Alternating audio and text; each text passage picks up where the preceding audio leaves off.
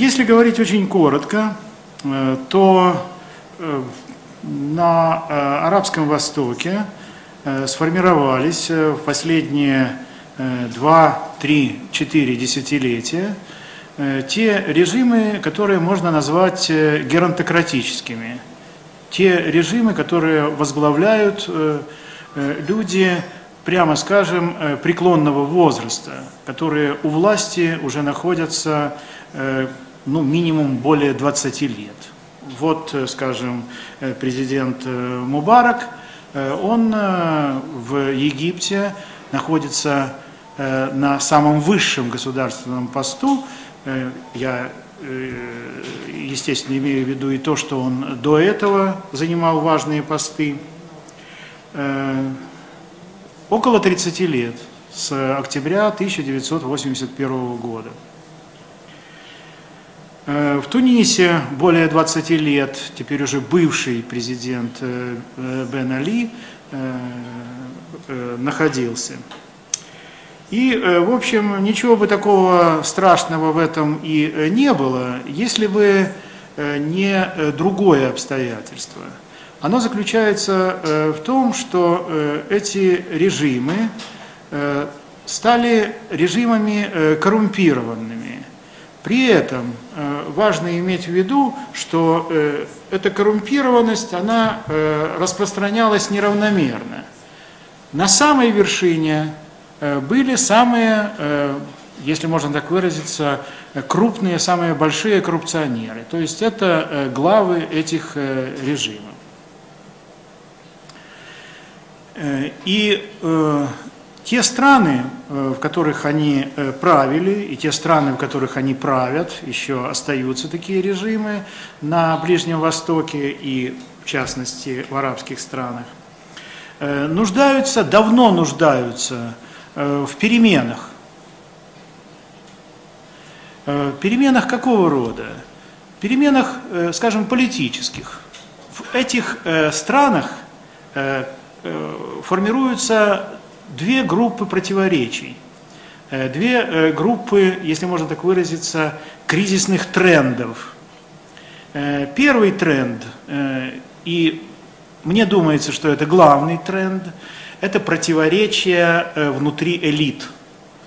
Вот эти кланы в каждой стране, они сдерживают развитие, экспансию тех элитных групп, которые есть в этих странах, которые стремятся занять свое место и в экономике, и во власти, и не дают им развернуться, этим элитным группам. И эти элитные группы имеют намерение, которое все более и более, если можно так выразиться, становится четким. Какого рода намерение? Избавиться от этих кланов. Избавиться. И Тунис стал своего рода площадкой, такой испытательной, мухтабар, как сказали бы арабы, да? Мухтабар сиясий. Какого рода площадка для экспериментов? Вот показали, что может произойти. Изгнали бывшего президента Бен Али, и не только, это может быть еще не самое страшное было бы. Изгнали весь его клан, собственно, два клана, во-первых, клан самого Бен Али, а во-вторых, клан его жены Лейлы, клан Тараблуси. И сейчас они, как непрекаянные, маются и мотаются по всему свету. Это еще не все. В Евросоюзе рассматривают вопрос о передаче тех авуаров, банковских счетов, недвижимости и всего остального, которое есть на территории государств Евросоюза, тунисскому народу. Но это еще не все. Есть вторая группа, и была все время, и накапливалась, и обострялась, группа проблем, кризисных явлений, которые связаны с жизнью этих народов в этих странах. А именно, это резкое имущественное неравенство, это безработица, особенно молодежная безработица, это, в конце концов, неимение средств просто-напросто на то, чтобы достойно существовать на каком-то минимально приемлемом уровне. Говоря просто, людям не хватает хлеба или не хватает денег на хлеб.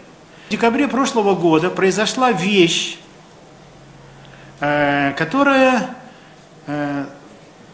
привела к взрыву, к тому взрыву, который использовали элитные группы. Что я имею в виду? Я имею в виду резкое подорожание цен, вернее не так, резкое подорожание продуктов сельскохозяйственных, в первую очередь зерна. Вот этого основного продукта. И можно было бы сманеврировать как-то, подготовить какие-то запасы там, и так далее, если бы у власти в этих государствах были люди, которые бы, просто были бы компетентны, если можно так выразиться. Но представьте себе, здесь нет ни одного такого человека 82 лет, да? Он ведь и думает не так, как молодой, у него и память не такая, как у молодого, да и все ему, в общем, безразлично. И это привело вот к этому взрыву, который можно назвать, в конце концов, хлебным бунтом. И этот хлебный бунт, этот взрыв, народный взрыв, социальный взрыв, взрыв так называемой арабской улицы, использовали те элитные группы, которые, если так вот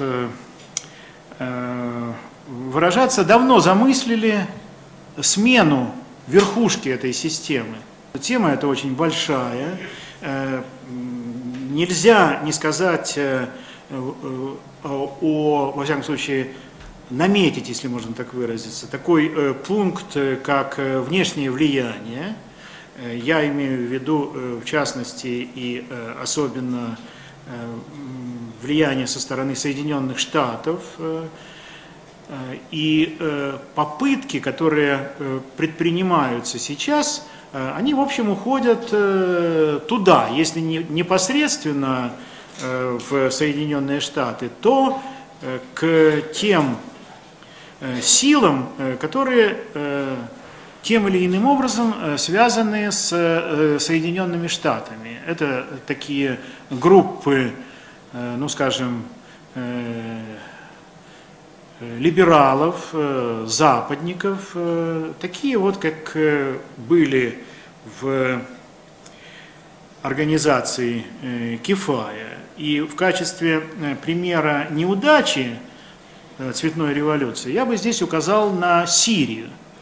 В Сирии тоже попытались сделать то же самое, но это абсолютно не покатило. Почему? Потому что там совсем другая ситуация. Режим там не геронтократический, там молодой, динамичный, успешный. Я могу приводить другие прилагательные комплименты. Башар Асад. И много чего, что отличает Сирию и от Египта, и от Туниса.